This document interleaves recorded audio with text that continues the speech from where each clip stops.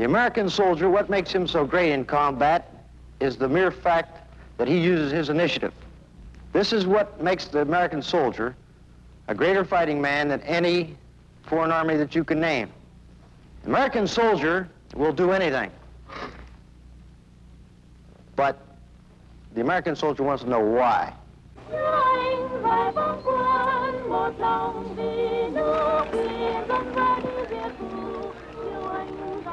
I remember the problems of democracy teacher.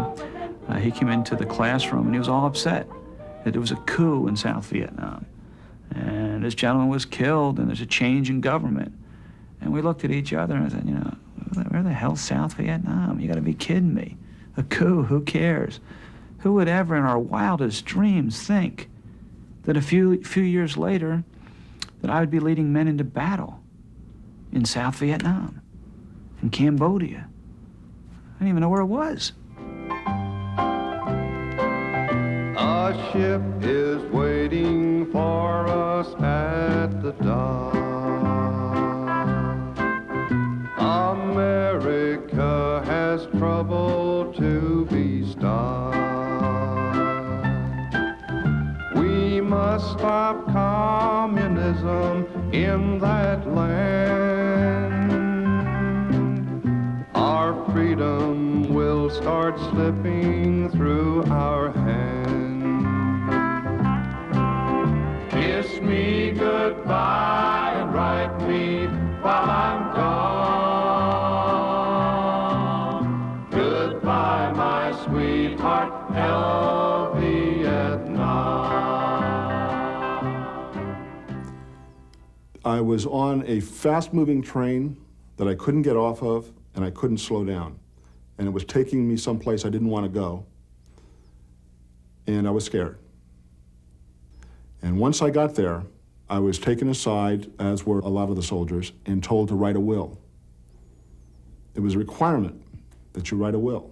So they knew where to dispose of your property should you be killed. When I wrote that will, I decided I was a dead man. Son of a bitch wounded me, goddammit. Okay, so, if I don't make it, just wish me luck, okay?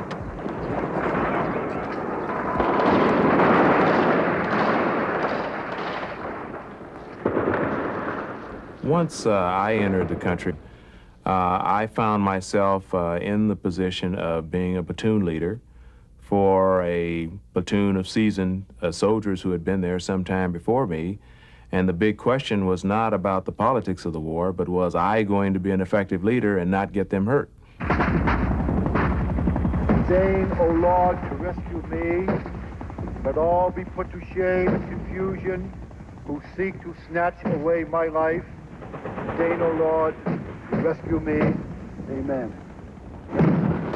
This whole notion of a domino theory was very real to me, that sooner or later, if the communists weren't stopped in Vietnam, sooner or later they'd get to our country. That was not, for me and for a great many people, that was not an abstraction. That's what we were fighting for in Vietnam. What do I think of it now? I mean, it's, you know, it was absurd.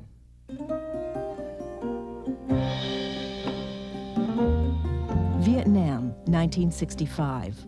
Early moments in the single most critical event of the 1960s.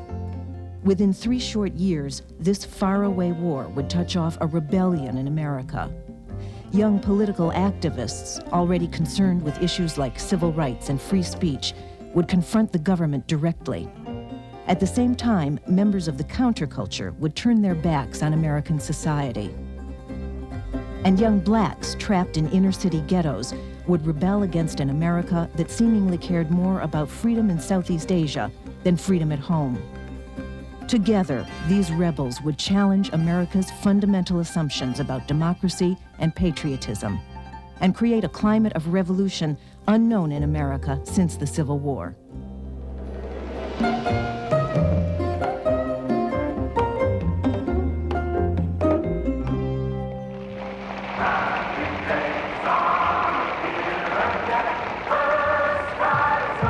In 1964, America was optimistic about its future. Democrat Lyndon Baines Johnson was about to be elected president by one of the biggest landslides in U.S. history, thanks to a coalition of voters that included Democrats and moderate Republicans. America was united behind a liberal dream, using national laws and federal funds to solve social problems like poverty and prejudice. Most Americans want a decent home and a decent neighborhood for all, and so do I.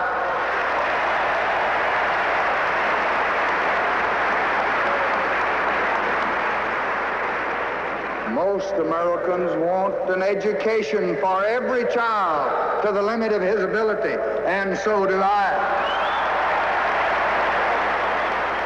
Johnson's victory convinced him the time had come to finally deliver on his party's most idealistic promise, an all-out war on poverty. He developed plans for what he called the Great Society. The Great Society rests on abundance and liberty for all. It demands an end to poverty and racial injustice, to which we're totally committed in our time.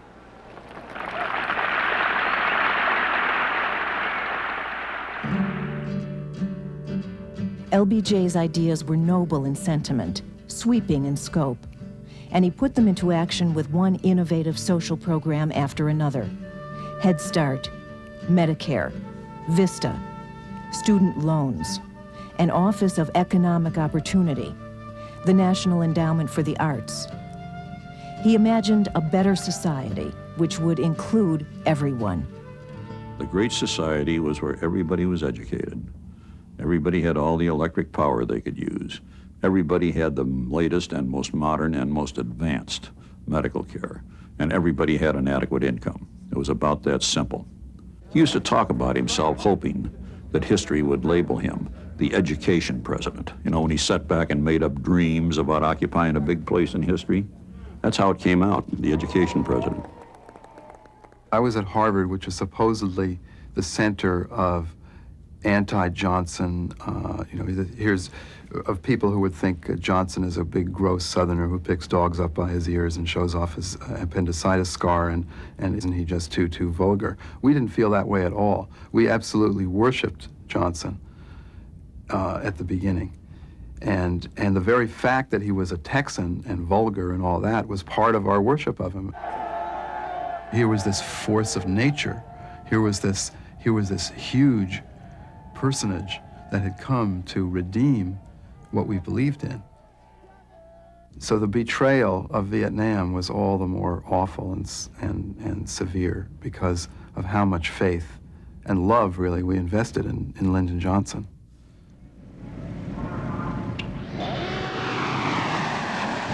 The Vietnam War threatened to drain away time, energy, and money needed for Great Society programs. But Johnson and many others of his generation believed there was no choice, that it was necessary to send U.S. troops to thwart a dangerous and advancing enemy: international communism. The aim of the communists is to establish control over all of Vietnam, and after that, over all of Southeast Asia. Most Americans feared communist expansion. But from the beginning, the war was distant and confusing to the generation that would have to do most of the fighting. I don't know. I know why we're there, but I don't know if that's if it's the right decision. But since it is, I'll do my best to whatever has to be done to stop this. If I were handed a gun and told to go shoot Vietnamese, North Vietnamese, Viet Cong, whoever, that this would be to me an immoral action. I don't think I could bring myself to do it. I don't want to go to Vietnam because I don't want to get killed. If I have to, I will. It works out that way. Vietnam was colliding with the baby boom. In 1965, the first baby boomers were turning 19, old enough to be drafted, but according to the laws of the time, not yet old enough to vote.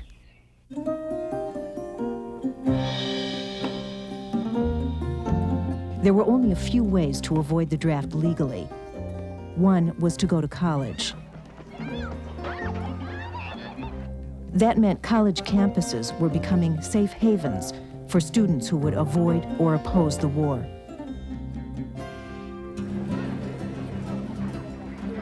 Although the majority of students supported the action in Vietnam, small groups began mobilizing against it. At the University of Michigan, these students and some of their professors decided to use their skills to teach what they saw as the facts of the situation, that America had involved itself wrongly in another country's civil war. Borrowing techniques they learned in the civil rights movement, they called their rally a teach-in. Demonstration was called a teach-in because the idea originated with a group of university professors. The consensus of those who taught in from 8 o'clock last evening until 7:30 this morning is simply that the United States must cease the escalation in Vietnam, negotiate a settlement, and/or pull out. It was the innocent birth of a new political movement. Nobody had seen anything like it. The whole campus was one mass of people, and they stayed all night, and there was one speech after the other. There were workshops in groups. Telegrams came in, telephones came in from all over the country, from Madison, from Berkeley, from Columbia, from Harvard, you name it. All of the campuses that later on became known as student movement campuses. They said, we will have a teach-in too. This is great. We'll have another one. We'll organize it and so on. And out of that experience came the sense that, yes, you can change the country. If you do it at the right moment, if you do it in the right way, in one night, you can change the country, because that was the reality. The next day, the mood in the country was no longer the same. I'm gonna do what I have to do, say what I have to say. I'm gonna be what I have to be. Won't you come on along with me? Won't you come along with me? In 1965, Phil Oakes was singing about doing what you had to do. And tens of thousands of young people felt what they had to do was protest United States involvement in a war they felt was wrong. Till I die, freedom till I die. The anti-war movement almost had a spiritual, religious quality to it, if you will. There was a sense of, we're doing something morally wrong. This is wrong. We're killing people for no reason. We're using the incredible might of the American military machine to destroy these people. And there was a sense of almost a lament about what are we doing. It was like a pain. It was more motivated from pain and shame, and wanting to, drawing back on Hitler times and the Nazis. We don't want to be connected with something that's so evil. So there's almost a moral, spiritual, religious quality to it. The black student movement was more in your face. We're sick of you, whitey. You're racist dogs. We want our own dorm. It was much more of a energized, angry.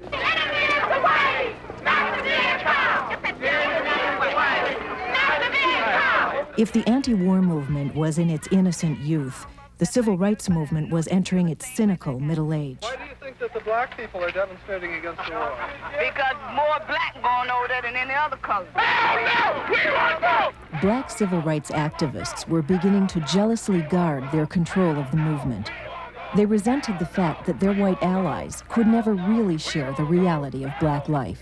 I live here. This is my community. Of course you live here, but don't you respect the right of black people? Why do you think organize their own march? Right. Don't you? Why do you think I'm here? All right, so why can't you march in the Central Northwest? I'm not going to make any short of it. I'm the group, but I want to go with you.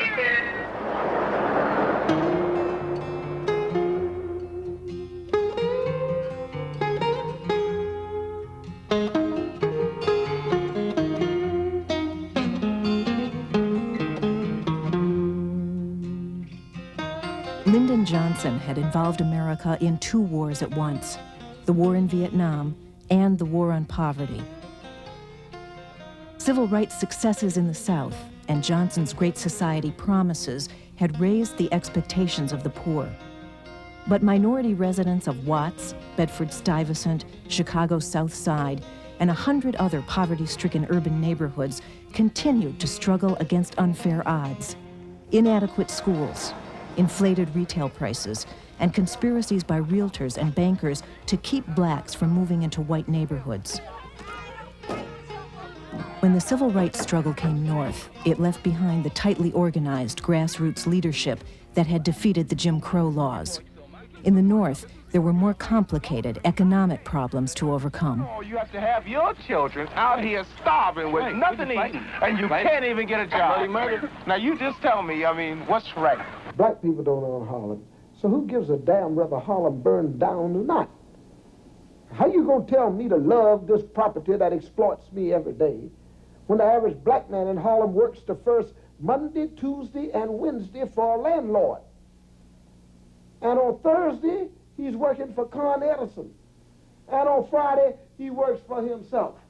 And he's got the day off on Saturday, and he buys him a drink of liquor, and the minute he gets drunk, then a white policeman arrests him, takes him in a white court, and takes his money for 2 other weeks, and he goes in debts for the rest. And he goes to a white landlord, goes to a white pawn shop, or else he goes to another white loan shark to keep living on credit to pay off the white man, and he's paying taxes and profits and vacation pay for white people. So the average black man ain't got nothing to lose by anything that he does. And this is what the white man better understand. To many who lived here, these inner-city neighborhoods seemed like colonies, patrolled by white policemen who acted more like soldiers of an occupying army than upholders of law and order.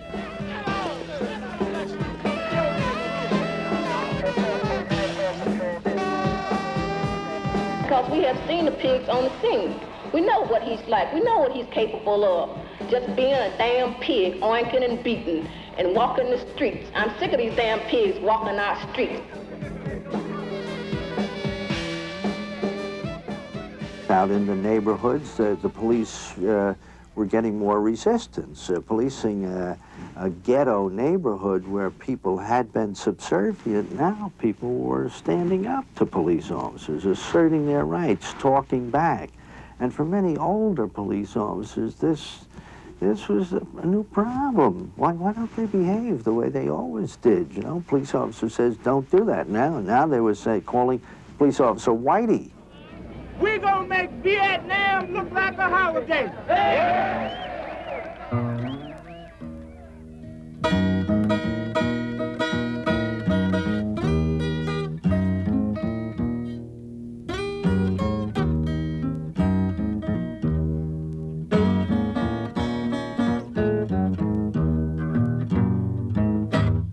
Lord, you know these cities are burning all over the USA.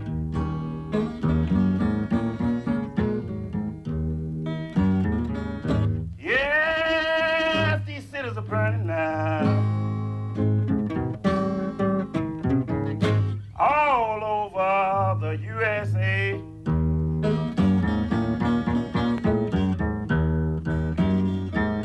Yes, you know, if these white folks don't settle up pretty soon, we all gonna wake up in Judgment Day.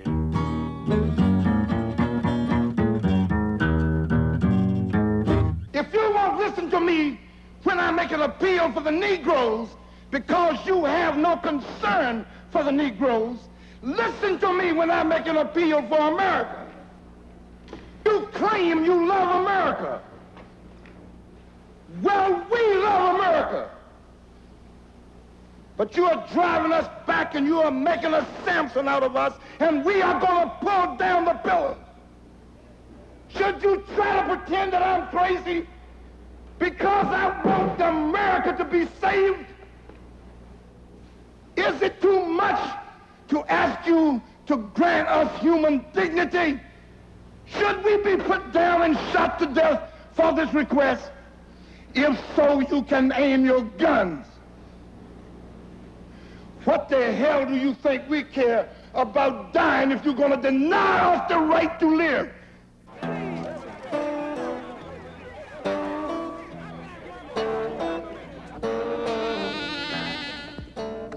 From 1964 through 1967, there were 164 inner-city rebellions, from Minneapolis to Tampa, from Boston to Los Angeles.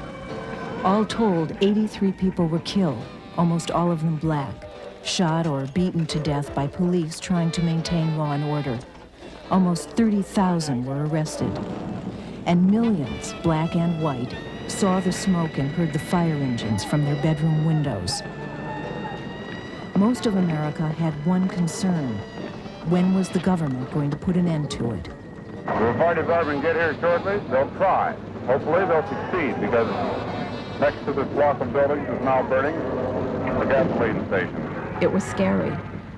It was scary to watch on television. It was scary to know it was happening. It was scary to know that people were reverting to random violence on their own neighbor's property just because they were so frustrated and so angry that that was the only way they could get it out.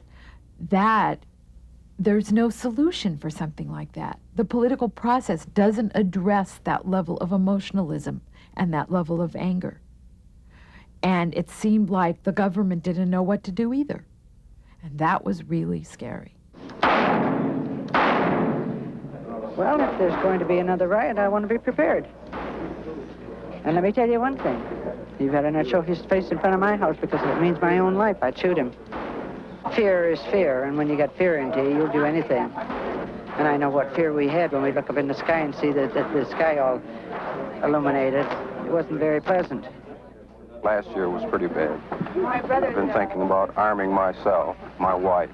You know, my father now, he lives next door to me. He's armed, and I know several other people who've taken the trouble to go and buy a gun. If the city or the government can't stop it, then there's going to be a little trouble in the suburbs or with normal people. So you didn't miss by much. There was at least one place in American society where blacks and whites were fighting on the same side.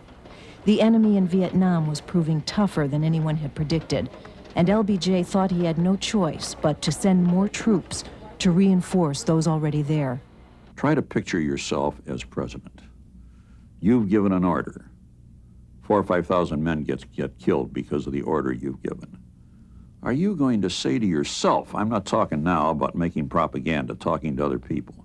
Are you going to say to yourself, my God, 4,000 or 5,000 men are dead because I was a damn fool? I killed those men? No. You know what you're going to say? You're going to say those men died in a noble cause, and we've got to be sure now that the cause for which they sacrificed is not in vain. So you're going to send 10,000. You get some of those killed, and you're going to send 20,000. Get a big bunch of those killed, you're going to send 40,000. I have today ordered to Vietnam the Air Mobile Division and certain other forces which will raise our fighting strength almost immediately. Additional forces will be needed later, and they will be sent as requested.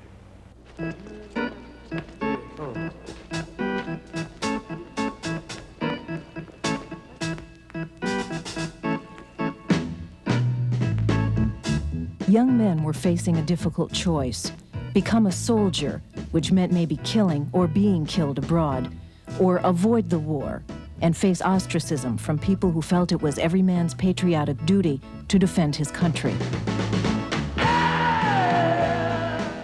You're not men, as far as I'm concerned. Well, I don't like the war, but I think there's nothing really that we can do about it except go over there and fight.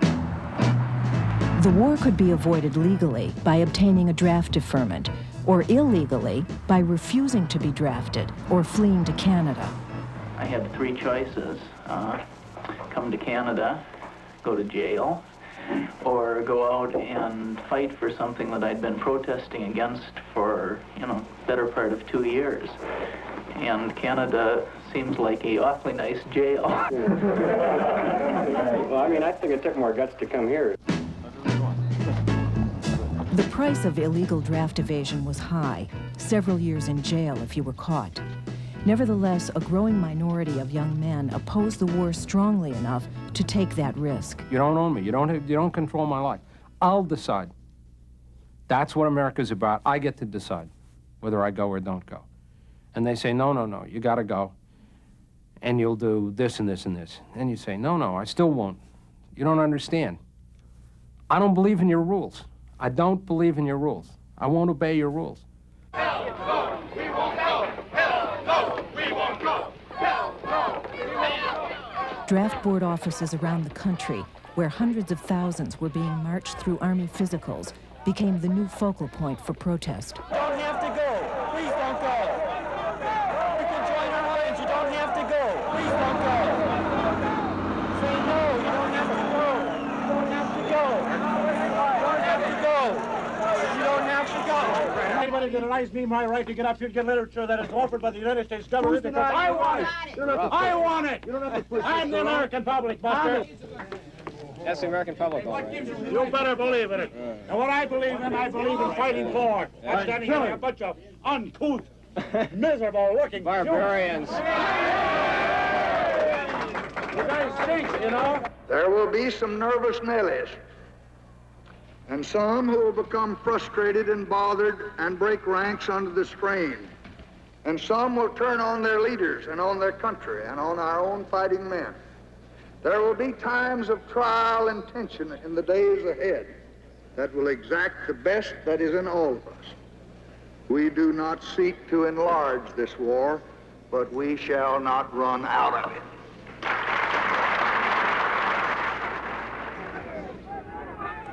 LBJ's remarks made many anti-war activists believe their peaceful demonstrations would be ignored.